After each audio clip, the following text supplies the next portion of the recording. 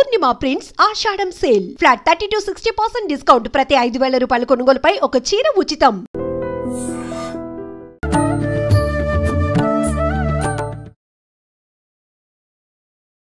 నమస్కారం, welcome to I dream. ధర్మ మార్గం విత్ విజిత కార్యక్రమానికి స్వాగతం. ప్రస్తుతం మనతో పాటు ఉన్నారు దివ్య విశ్వశక్తి పరివార ప్రచారకులు స్వామి ఓం స్వరూప్ గారు. ఇప్పుడు గురువు గారితో మాట్లాడదాం. నమస్కారం అండి. దివ్య శక్తి స్వరూపులందరికీ కూడాను దివ్య ఆశీస్సులు. గురుగారు, ఇప్పుడు ఆత్మ ఆత్మ అంటుంటాం. అసలు ఏంటి ఆత్మ? ఆత్మకి రూపం ఉంటుందా? ఒకసారి ఆత్మ శరీరాన్ని వదిలేస్తే ఇంకా మరణమే అని అంటూ ఉంటారు. మరి అలా శరీరాన్ని భద్రపరిచే అవకాశం ఉంటుందా? లేదు అనంటే అసలు ఆత్మ వెళ్ళిపోకుండా కాపాడే అవకాశం ఉందా? వాటి గురించి తెలియజేయండి. చాలా మంచి క్రొత్తది. మా విజయమ్మ తల్లి ఎప్పుడు కూడాను కొత్త కొత్తవే మరి చర్చ తీసుకొస్తూ ఉంటుంది. చాలా బాగుందమ్మా, చెప్తాను తప్పకుండా. శరీరాలు తల్లిదండ్రులు ఇస్తారు, మనందరికీ తెలుసు. అవును.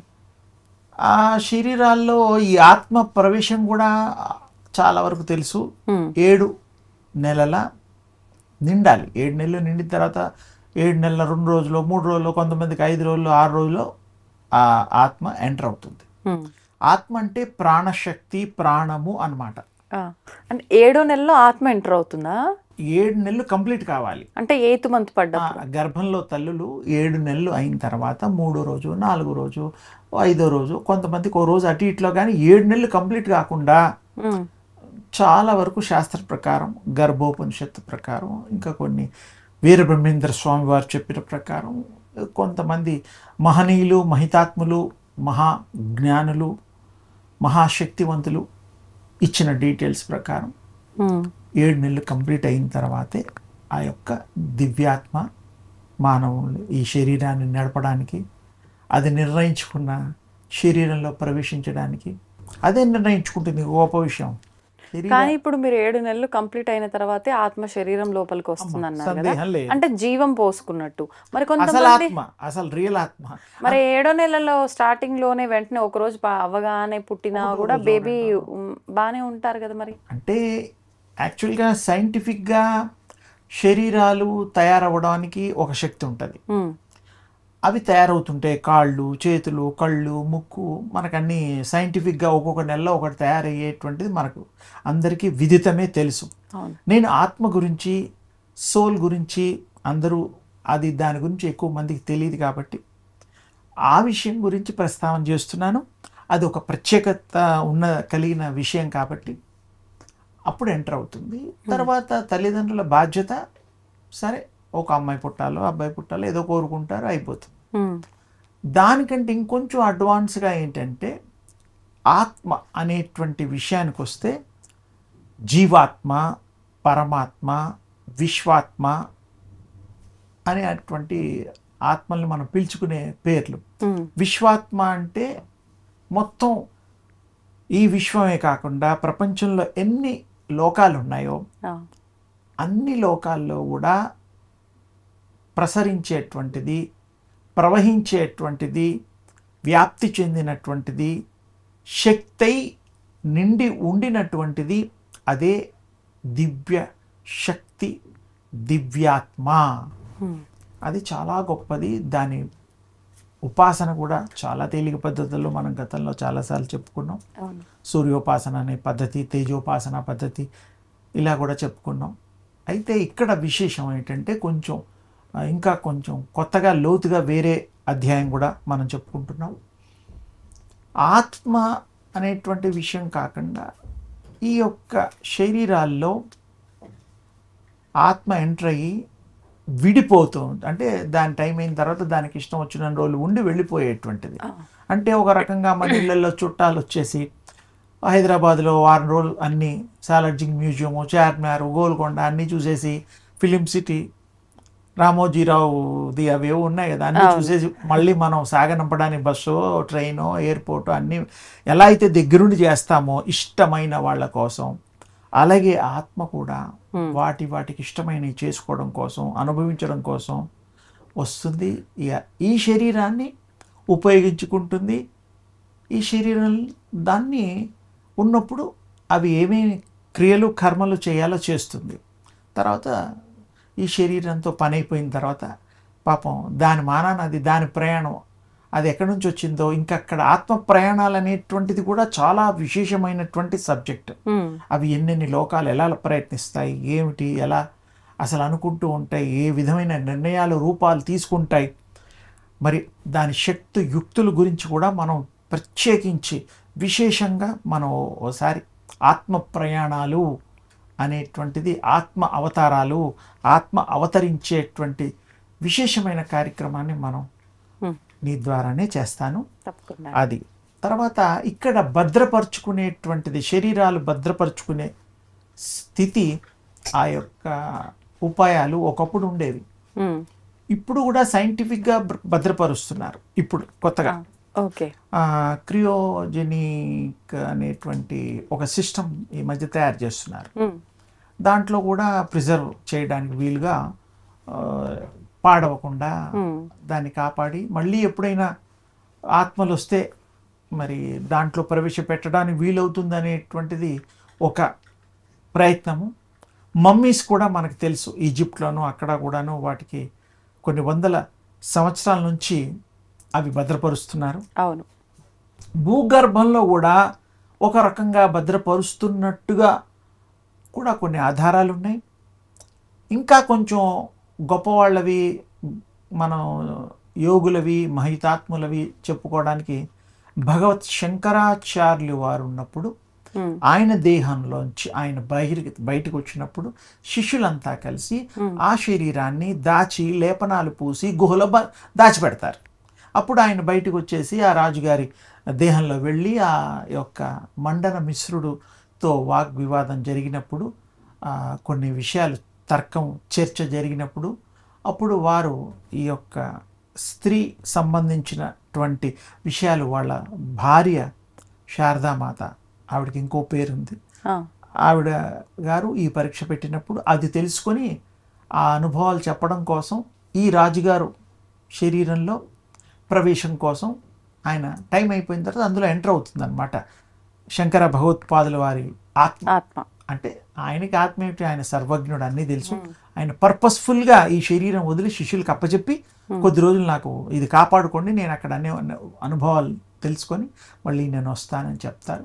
ఆ విధంగానే అక్కడికి వెళ్ళడం, రాజుగారితో ఆయన శరీరంలో ఉండడం, రాజ్య పరిపాలన, మంచి చెడ్డ అన్ని విషయాలు, ఆయన ఏ పనికైతే వచ్చారో అవన్నీ తెలుసుకోవడం, మళ్ళీ వాపస్ వచ్చేసేసి తిరిగి వచ్చేసేసి అదే దేహంలో మళ్ళీ ప్రవేశించడం, ఆయన ఎప్పట్లాగే మానవుల రూపంలో బ్రతికి మామూలుగా మనం అంతా ఎలా ఉన్నాం అలాగే ఆయన రావడం జరిగింది. శంకర భగవత్పాదులు వారు చెప్పడం కోసం ఎందుకు నేను ఉదాహరించాడంటే, అది జరిగింది అందరికీ ప్రపంచం అంతా తెలుసు కాబట్టి. తెలియనివి బోల్డ్ ఉన్నాయి, కోకొల్లలు. మనుషులే కాదు, జీవరాశుల్లో కూడా ఉన్నాయి, పాముల్లో కూడా ఉన్నాయి. నాగా పాములు ఉంటాయి కదా, నాగ పాములు. పాము కూసము అనేటువంటిది మనం మాట్లాడుతూ ఉంటాం అప్పుడప్పుడు. అది పాము ఎలా ఉంటుందో అలాగే ఆ చొక్కా విడిచినట్టు డిట్టో పాము కూసము అంటారు తెలుగు.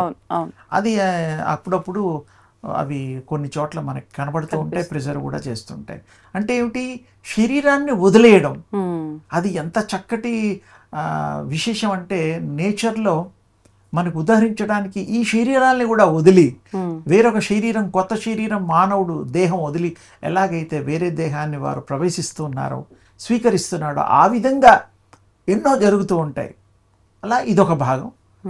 ఇక్కడ శరీరాలను భద్రపరచడంలో ఇందాక మమ్మీస్ గురించి, ఇందాక ఈ సైంటిఫిక్గా కొత్తగా ఇప్పుడు కనుక్కునే వాటి గురించి, శంకర భగవత్పాదుల వారి గురించి, ఇంకా అంతకుముందు మాయా మచ్చేంద్రుడు అని శివాంశ, తర్వాత గోరఖ్నాథ్ శివాంశ, మాయా మచ్చేంద్రుడు విష్ణాంశ.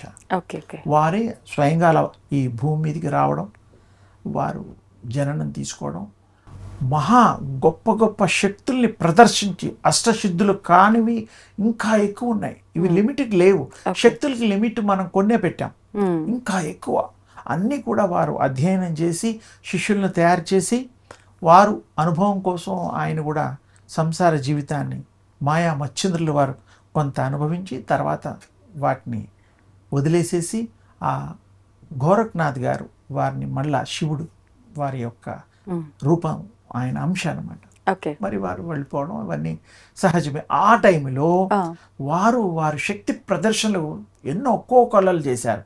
చనిపోయిన వాళ్ళని బ్రతికించారు, కళ్ళు లేని వాళ్ళకి కళ్ళు ఇచ్చారు. తర్వాత వాళ్ళు ఎక్కడ కూర్చుంటే అక్కడ, ఇప్పుడు మనం సీట్ మీద కూర్చున్నాం, ఈ సీట్ మనం లేపలేం, ఎవరన్నా లేపాలి, లేకపోతే మనం లేచి మనం లేపుకోవాలి, ఈ పద్ధతి. అప్పుడు వాళ్ళు ఒక ఆసనం మీద కూర్చున్నా, ఒక గోడ మీద కూర్చున్నా, ఒక మంటపంలో కూర్చున్నా, ఆ మంటపంతో సహా బేస్ దగ్గర నుంచి గాల్లో వెళ్ళిపోయాయి. అంత శక్తులు ఉండేవి. అలా ప్రదర్శనలు చేశారు. ఊళ్ళో అందరూ చూసేవాళ్ళు అప్పట్లో. ఏమిటి మనం ఇప్పుడు ప్లేన్లు చూస్తున్నామే, ఆ మాదిరిగా అలా మంటపాలు వెళ్ళడం, గోడలు వెళ్ళడం అలా చూసేవారు. అంటే ఆ కాలమాన పరిస్థితులు అలా ఉండేవి. అప్పుడు వారు ఎన్నో ప్రిజర్వ్ చేసినటువంటి దేహాలకి వారి దృష్టిలో వాళ్ళ టైంలో అలా వేరే ఆత్మలు రావడం, ఎంటర్ అవ్వడం, ప్రాణాలు పోయడం, వారిని బ్రతికించడం, ఇలాంటివి సర్వసాధారణమైనటువంటివి ఆ యోగ శక్తులు కలిగిన వాళ్ళకే. అవును. ఆ యోగ శక్తి సంపాదించుకుంటే, ఆ స్థితి కనుక పొంది ఉంటే తప్పకుండా మరి మనలాంటి వాళ్ళు కూడా నేర్చుకొని దాన్ని సాధన చేసి గురువుల యొక్క శుశ్రూషలు చేసి నేర్చుకుంటే తప్పకుండా అవి కూడా మనం చెయ్యొచ్చు. అవి చెయ్యలేము అనేది లేదు. పరీక్ష రాసిన పిల్లలు కష్టపడి పరీక్ష రాస్తే తప్పకుండా రిజల్ట్ మంచిగా కాకుండా గోల్డ్ మెడల్స్, స్టేట్లో ఫస్ట్, ఎలాగైతే కంపల్సరీ.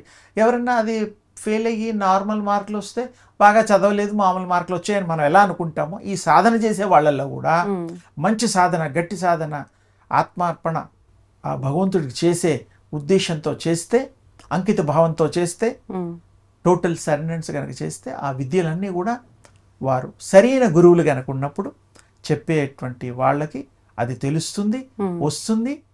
ఈ గురువుల్లో కూడా ఇంకో గొప్ప విశేషం ఉంది. ఇది ఇంతవరకు మన మీడియా వాళ్ళు ఎక్కువగా దృష్టి పెట్టలేదని నేను అనుకుంటున్నాను.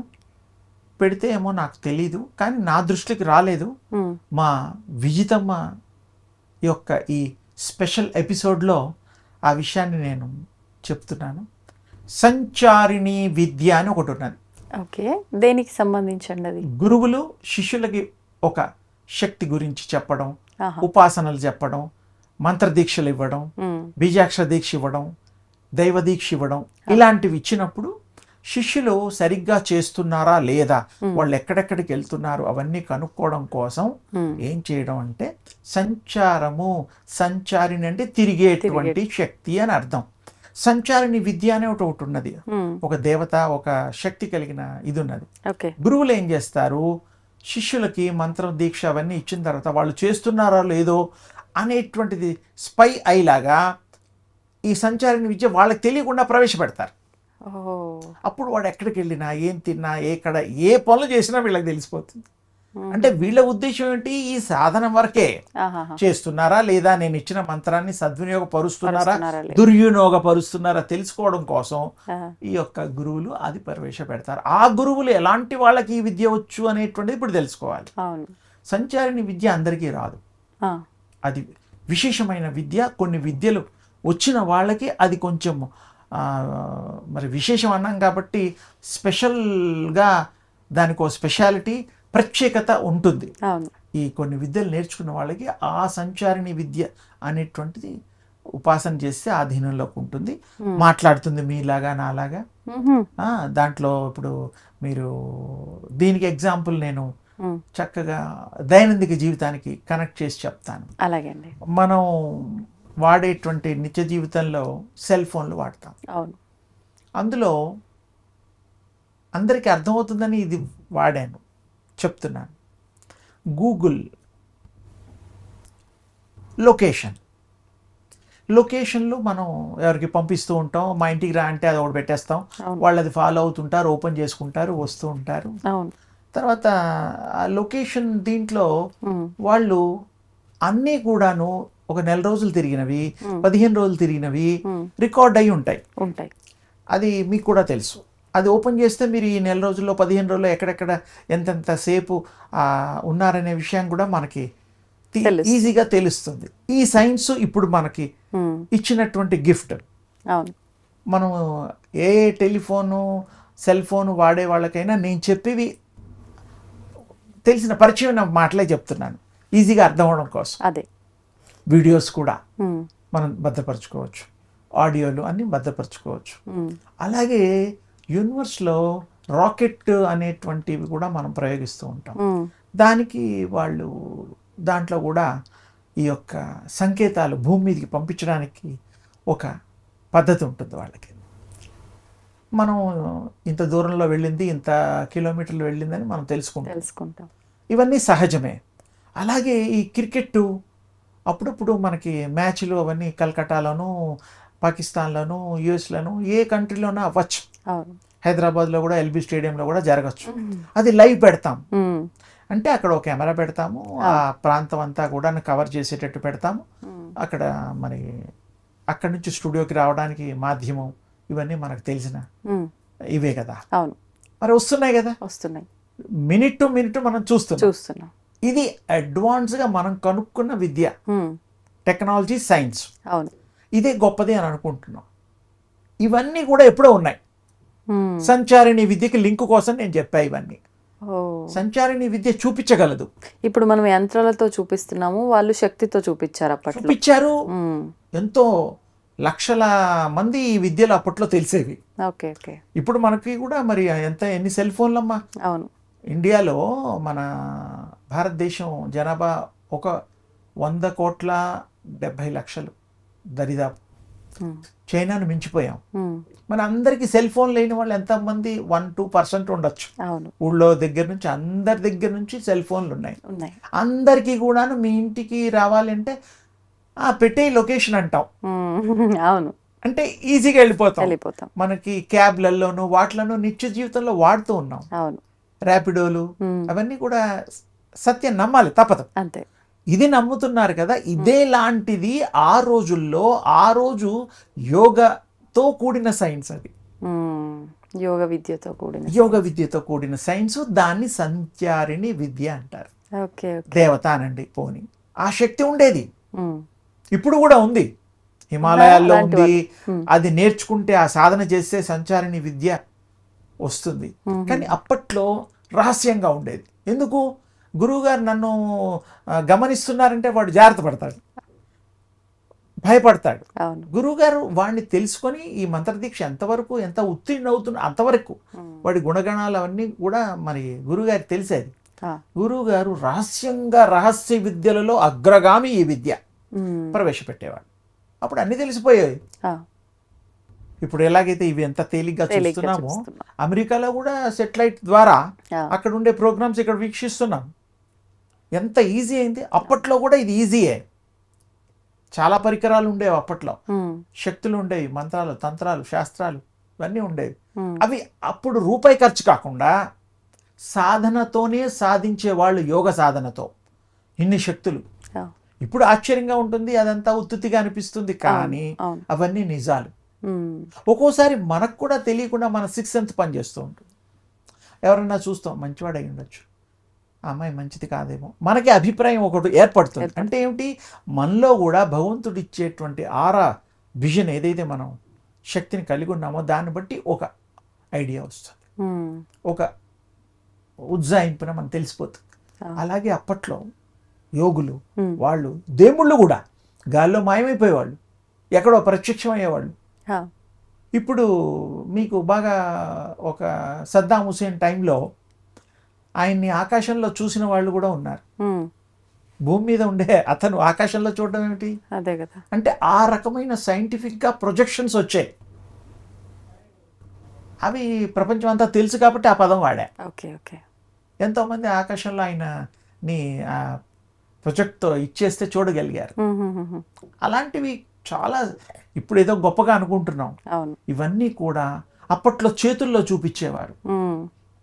మీరేం చేశారు, ఏమి తిన్నారు, మీరు నాకు అబద్ధం చెప్తున్నారు అనుకోండి, మీరు నన్ను నమ్మిద్దాం అనుకున్నారు అనుకోండి, అమ్మా ఇలా నేను చేయబెట్టి చూడు విజిత ఏం చేసావో చూడు అంటే ఆ రికార్డెడ్ది ఇందులో వచ్చేది.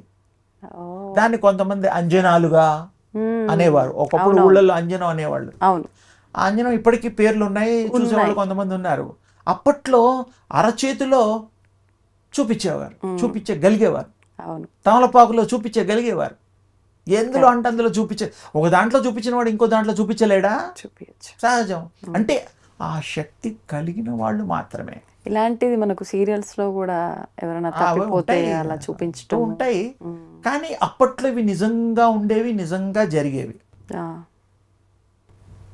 ఏమి సందేహం లేదు. అలాగే మాయమైపోవడాలు, ప్రత్యక్షమైపోవడాలు, ఇక్కడ వాళ్ళు ఎక్కడో వారు వరుదిని ప్రవరాక్ష మనం సినిమాల్లో కూడా చూసాం. గతంలో ఏదో ఎన్టీ రామారావు ఏదో యాక్ట్ చేశాడు, వాణిశ్రీ, వరుధిని పరవరాక్ష. ఆయన కూడా గాలిలో లేచిపోవడాలు, అవన్నీ ఎక్కడో ప్రత్యక్షం అవడాలు, అవన్నీ అంటే ఏమిటంటే అప్పట్లో అవి కామన్. ఇప్పట్లో ఒకటి కూడా కామన్ కాదు. ఇదంతా సైన్స్.